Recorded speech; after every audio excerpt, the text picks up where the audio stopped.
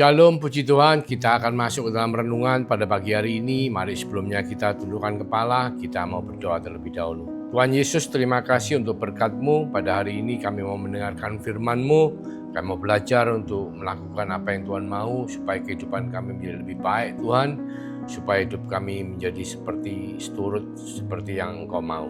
Urapi, berkati setiap daripada kami, baik yang mendengar maupun yang Kau pakai untuk memberitakan firman-Mu. Terima kasih Tuhan Yesus. Di dalam nama Yesus kami mengucap syukur. Haleluya. Amin. Puji Tuhan, kita hari ini akan membahas satu hal yang mungkin setiap daripada kita pasti mengalami, yaitu bagaimana kita bisa melewati satu momen atau satu masa di mana kita dipenuhi oleh ketidakpastian atau keraguan-raguan. Ya tentunya masa depan ini adalah banyak hal yang kita tidak tahu ya.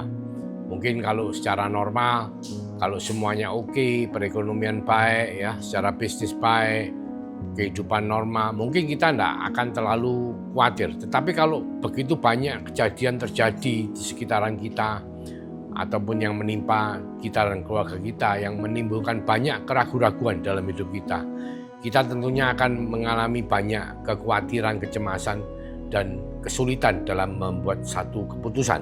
Nah, Tuhan di dalam firman-Nya, Dia telah memberikan kita satu gambaran bahwa bagaimana kita harus melalui momen-momen ini dan kita tetap keluar menjadi orang-orang yang seperti yang Tuhan mau, yaitu orang-orang yang berdasarkan yang hidupnya berdasarkan daripada firman Tuhan. Ya, kita akan mulai dengan ayat Mazmur 23 ayat 3b ya. Dikatakan di sini kan kita bicara mengenai Tuhan adalah gembala kita ya. Di ayat 3 dikatakan Ia menyegarkan jiwaku ya, dan Ia menuntun aku di jalan yang benar oleh karena namanya. Jadi kalau kita sudah tahu bahwa kita ini sudah memutuskan menjadi anak Tuhan karena Roh Kudus telah memilih kita untuk menjadi anaknya, dan kita mengatakan, ya Tuhan, aku mau beriman kepadamu, aku mau menjadi anakmu, dan kita mengakui Dia sebagai gembala kita. Maka janji Tuhan kepada kita adalah Ia akan menuntun kita di jalan yang benar oleh karena namanya. Dia tidak akan membiarkan kita tersesat, saudara. Dan oleh karena itu adalah satu kepastian. Ada 4 hal yang kita harus sadari dan kita lakukan ketika kita berada pada suatu saat, suatu momen di mana banyak keraguan-raguan dan ketidakpastian ya. Contohnya misalnya hari-hari ini, kita bicara akhir tahun 2025, kita bicara begitu banyak kejadian yang terjadi di luaran ya, baik itu di dunia internasional, ada perang, banyak bencana ya, bahkan di nasional pun skala nasional bencana juga terjadi, dan perekonomian juga tidak sedang baik-baik saja. Jadi kita sebagai orang yang hidup dalam masyarakat ya, kita tidak bisa keluar dari masyarakat.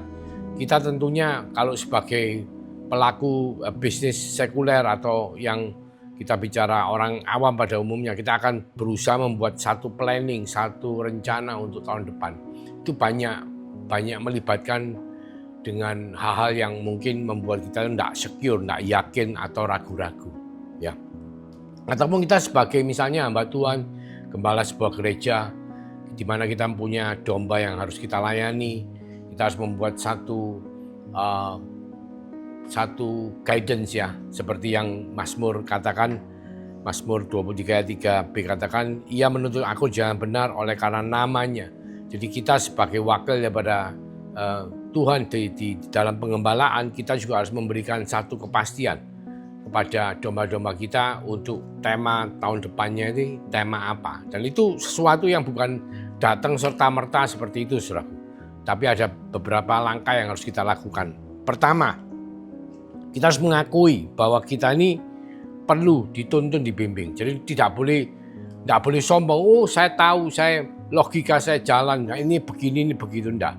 Tapi kita harus menyadari, kita harus merasa punya kerendahan hati untuk mengakui bahwa kita ini butuh tuntunan dan pimpinan Tuhan ya. Di Yesaya 53 ayat 6 dikatakan, firman Tuhan mengatakan bahwa kita sekalian sesat seperti domba. Masing-masing kita mengambil jalannya sendiri, tetapi Tuhan telah menimpakan kepadanya kejahatan kita sekalian. Ya, ini bicara mengenai manusia ini sesat ya. Tetapi akhirnya Tuhan Yesus ini yang mengambil alih dosa-dosa kita semua. Jadi kita semua ini perlu diberikan satu petunjuk, diberikan satu guidance, satu guideline, satu tuntunan daripada Tuhan. Karena kita tidak bisa untuk memilih jalan kita sendiri. Dan kita harus mengakui itu. Di Mazmur 25 ayat 9, firman Tuhan juga mengatakan, Ia membimbing orang-orang yang rendah hati menurut hukum, dan Ia mengajarkan jalannya kepada orang-orang yang rendah hati. Jadi butuh kerendahan hati kita, saudaraku, bukan kesombongan ya, kerendahan hati kita untuk kita mengaku kepada Tuhan, berdoa kepada Tuhan, meskipun kita sebagai pemimpin mungkin di dalam satu organisasi, kita adalah pemimpin besar, kita adalah direktur, kita adalah pemilik perusahaan besar, tapi kita di hadapan Tuhan kita tidak ada apa-apanya. Bekerja pun secara sekuler kita tetap butuh pimpinan dan tuntunan daripada Tuhan. Apalagi dalam situasi hari-hari ini, kita lihat cuaca saja, tidak ada orang tahu. Saya akhir-akhir ini melihat banyak kejadian bencana alam ya, banjir terjadi ya. Di mana-mana, di kota saya sendiri, di daerah Surabaya ini pun, sekitarannya Sidoarjo, bahkan di tempat yang dulunya kita tidak pernah membayangkan kayak di Bali ya. Saya dulu setahun itu bisa sekali, 2 kali itu liburan ke sana. Dan itu sudah sejak dari awal tahun 2000-an.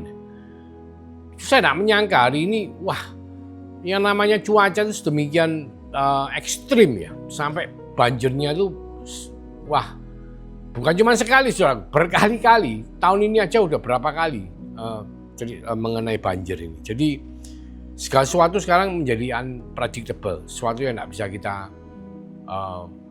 prediksi ya, estimasi. Jadi kita harus mengakui bahwa kita butuh kerendahan hati untuk minta sama Tuhan tuntunan dan bimbingannya. Ya, Mazmur 25 mengatakan, Ia membimbing orang-orang yang rendah hati menurut hukum, dan Ia mengajarkan jalannya kepada orang-orang yang rendah hati.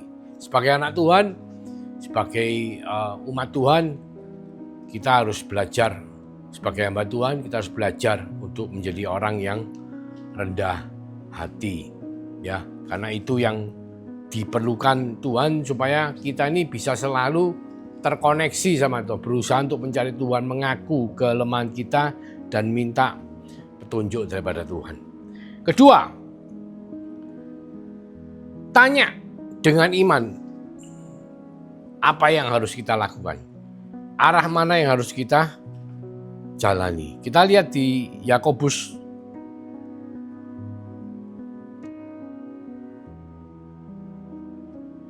Yakobus 1 ayat 5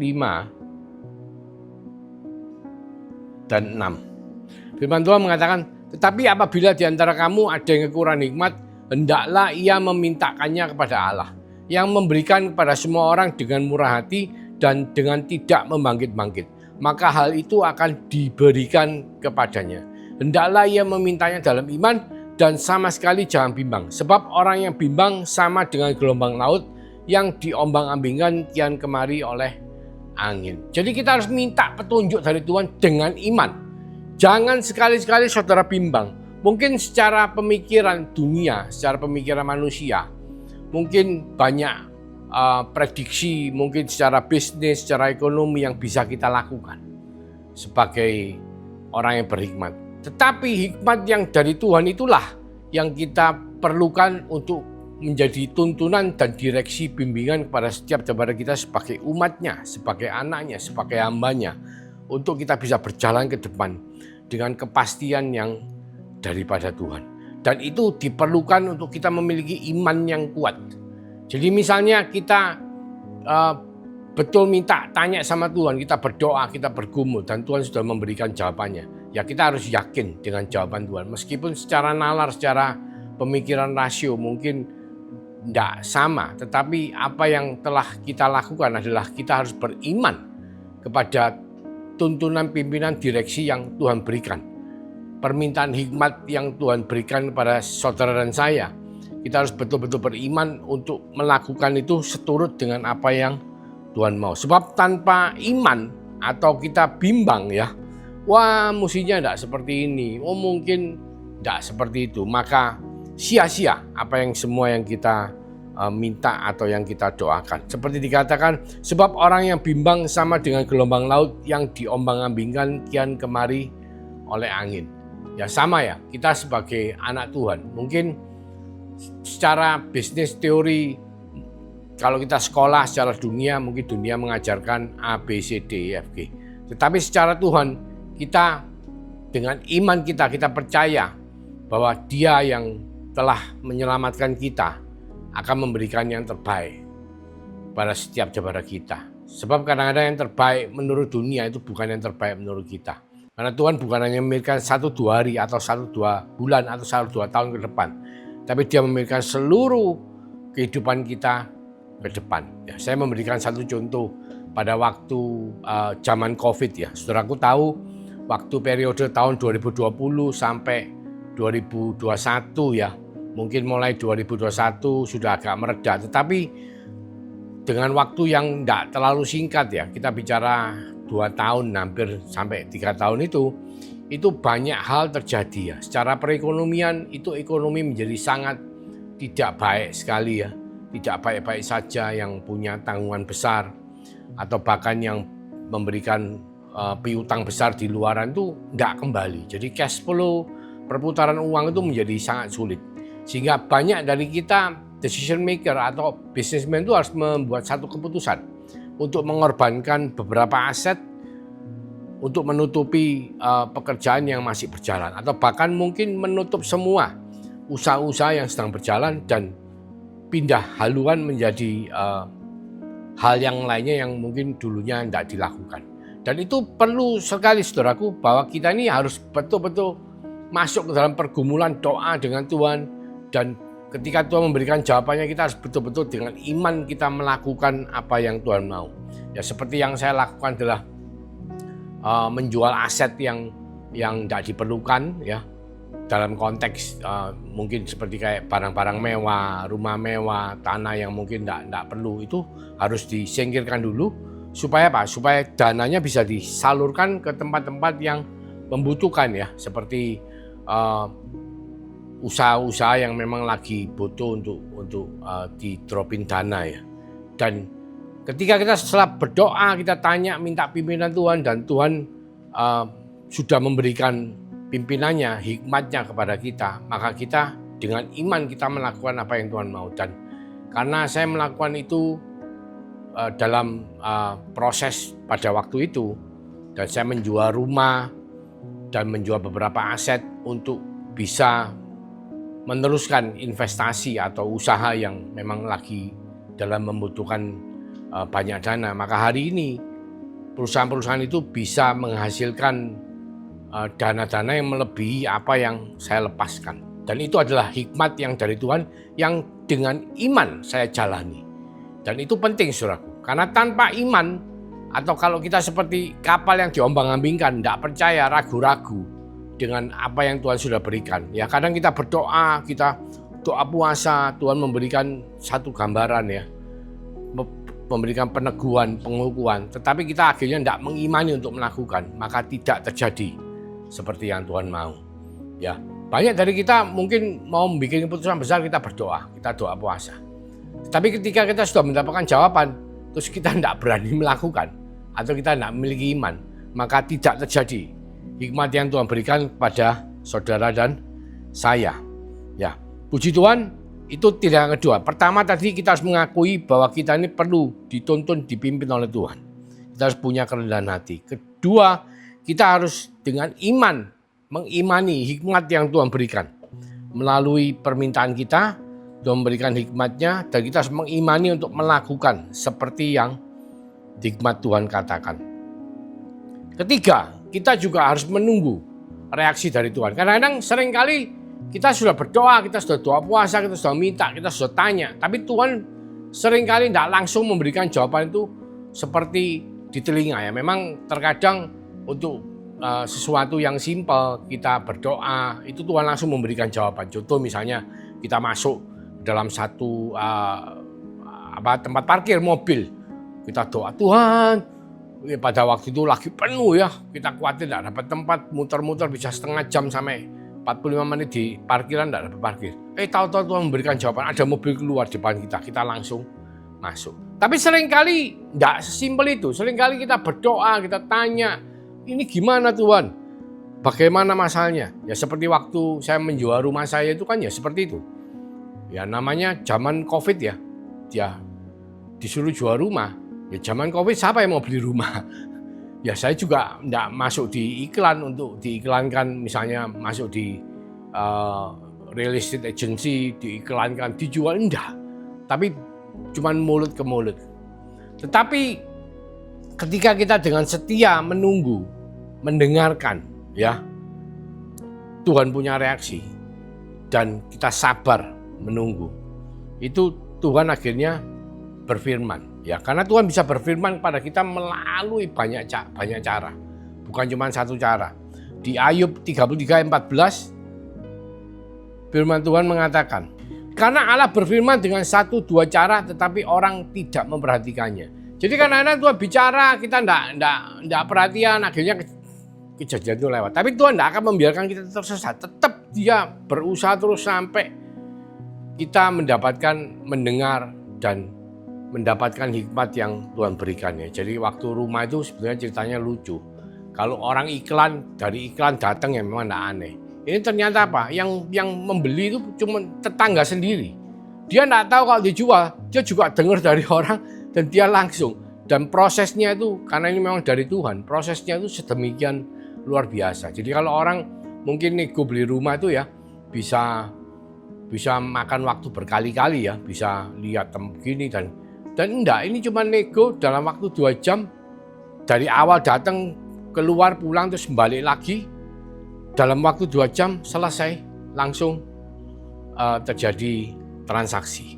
Ini sesuatu yang luar biasa. Karena Allah berfirman dengan 1-2 cara, tetapi orang tidak memperhatikan. Tapi kalau kita menunggu dan berusaha untuk mendengar apa yang Tuhan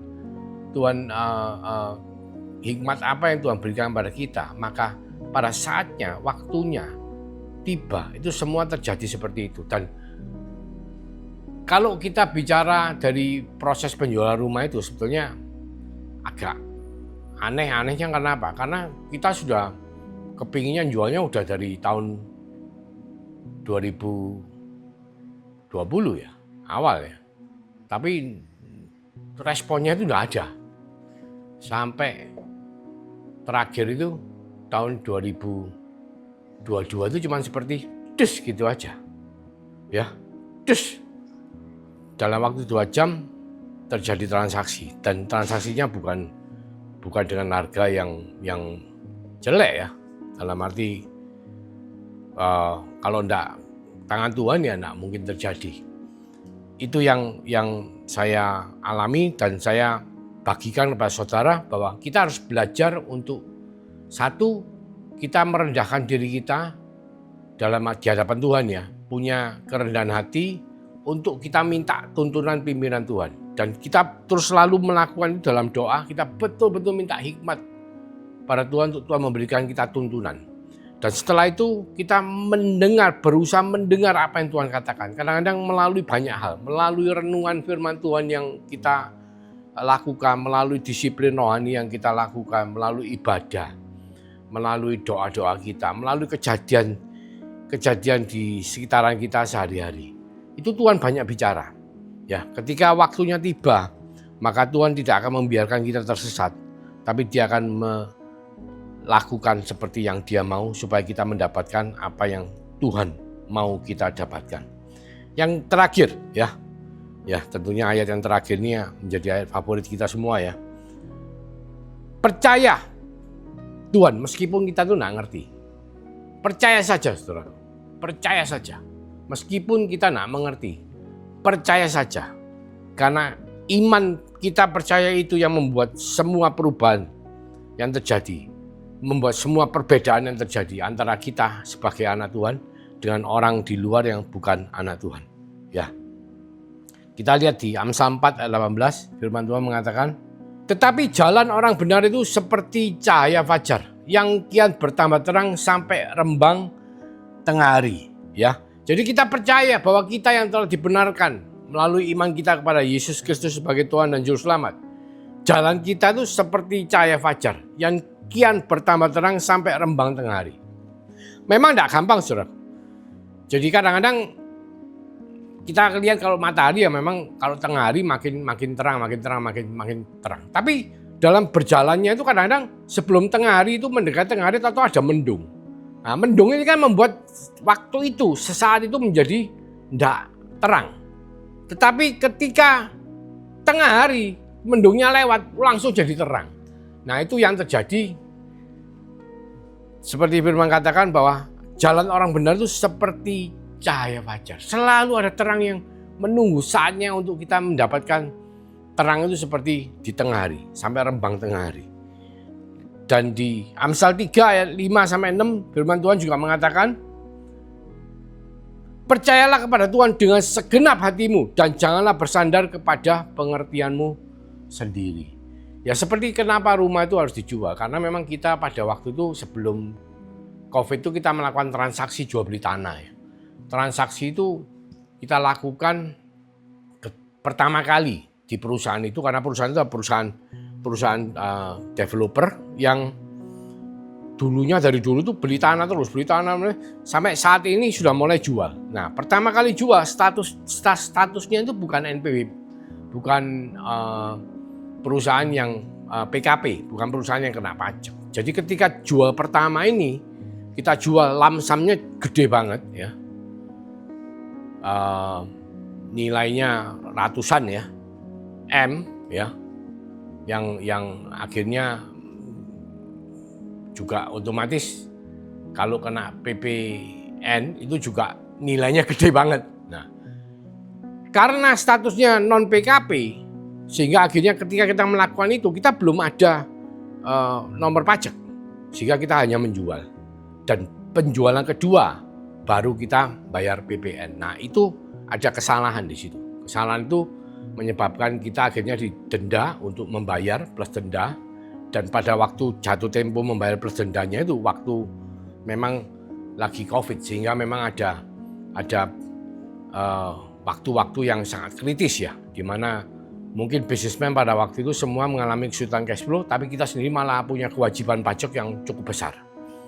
Dan memang jalannya Tuhan itu seperti dikatakan seperti cahaya fajar, kita harus menunggu sampai seperti rembang tengah hari, dan Tuhan tidak akan membiarkan kita. Dikatakan, percayalah kepada Tuhan dengan segenap hatimu dan janganlah bersandar kepada pengertianmu sendiri. Kalau kita waktu itu tidak punya iman, tidak percaya, kita akan merasa sangat khawatir dan takut. Wah, kita harus punya kewajiban pajak.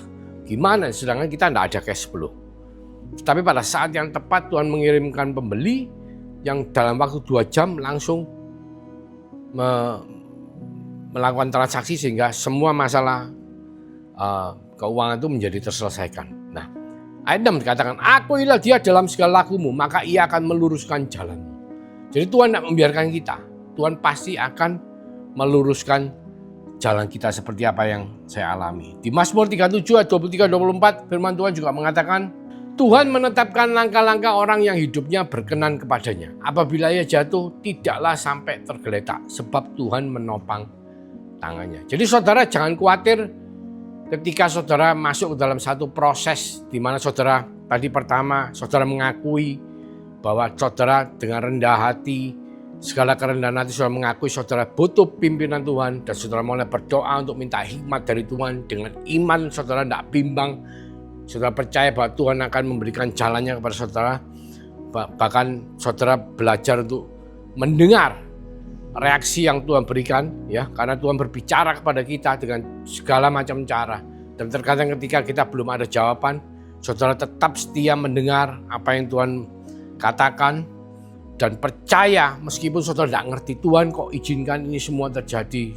Kadang kita tidak bisa mikir ya, tetapi Tuhan pasti akan memberikan.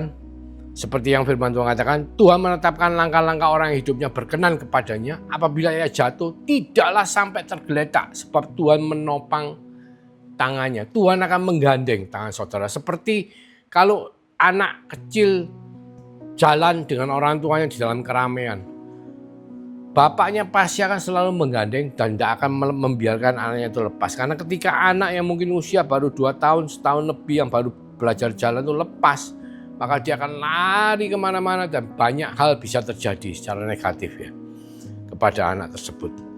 Dan itu yang Tuhan akan lakukan. Dan ayat terakhir di Amsal 12 ayat 28, saudaraku, firman Tuhan mengatakan, di jalan kebenaran terdapat hidup, tetapi jalan kemurtatan adalah menuju maut. Jadi Tuhan tetap mengingatkan saudara saya supaya apa? Supaya kita tetap setia kepada jalan Tuhan dalam semua kondisi. Meskipun Tuhan belum memberikan jawaban yang bisa membuat saudara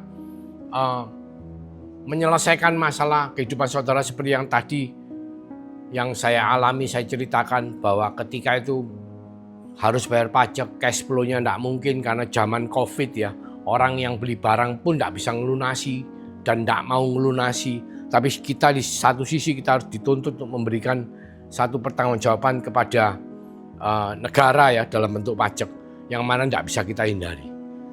Ketika kita tetap percaya, kita tetap tidak melakukan hal-hal yang negatif ya, kita tidak mau cari utangan di luaran yang tidak karu-karuan ya, melakukan hal-hal yang negatif. Tapi kita percaya bahwa Tuhan, meskipun kita tidak ngerti gimana nih menyelesaikan ini, tapi kita percaya Tuhan akan memberikan jalannya kepada saudara dan saya. Dan sampai pada waktunya semua terselesaikan dengan baik. Dan puji Tuhan hari ini tidak ada masalah, semua baik-baik, COVID sudah berlalu, perekonomian sudah beranjak kembali ya, dan semuanya menjadi baik. Dan itu membuktikan bahwa Tuhan itu sangat baik kepada saudara dan saya. Yang percaya dengan setia tetap menunggu, meskipun dalam satu ketidakpastian, kita tidak tahu tahun 2026 akan terjadi apa, begitu banyak bencana. Kita sudah melihat akan lebih banyak lagi bencana yang terjadi, peperangan negara dengan negara yang terjadi. Tapi kita juga percaya Tuhan akan selalu menuntun jalan langkah kita sebagai orang benar, sebagai anaknya, sebagai umatnya, sebagai hambanya. Mari kita berdoa. Terima kasih Tuhan untuk memberikan kami satu cara bagaimana kami bisa melewati masa-masa di mana ada masa ketidakpastian, keraguan-raguan, kekhawatiran dalam hidup kita. Terutama menjelang akhir tahun di mana kita tidak tahu tahun depan akan terjadi apa. Tapi kita percaya bahwa Tuhan akan selalu memberikan jalan kepada kita untuk kita menjadi rendah hati, mengakui bahwa kita butuh tuntunan pimpinan Tuhan, dan kita selalu mau untuk minta hikmat dan percaya dengan iman bahwa Tuhan akan memberikan hikmatnya kepada setiap saudara kita dengan belajar untuk mendengar apa yang Tuhan mau katakan melalui firman-Mu, melalui semua kejadian dalam kehidupan kita sehari-hari, melalui apa yang Tuhan mau katakan. Dan meskipun kita tidak tahu apa yang sedang terjadi, tidak percaya, tapi kita tetap percaya bahwa Tuhan tidak akan berubah setia, tapi Engkau akan selalu memegang tangan kita, menggandeng tangan kita, membawa kita berjalan melewati semuanya, bahkan sampai pada kekekalan. Terima kasih Tuhan, biarlah berkat daripada Allah Bapa melalui kasih karunia daripada Tuhan Yesus Kristus yang telah memerintahkan Roh Kudus-Nya dalam kehidupan setiap daripada kita untuk menuntun, memimpin, membimbing, melindungi, memberkati setiap daripada kita mulai dari hari ini sampai Engkau datang kedua kalinya Tuhan, bahkan sampai Maranatha. Di dalam nama Tuhan Yesus Kristus kami mengucap syukur, kami berdoa. Haleluya. Amin. Tuhan Yesus memberkati.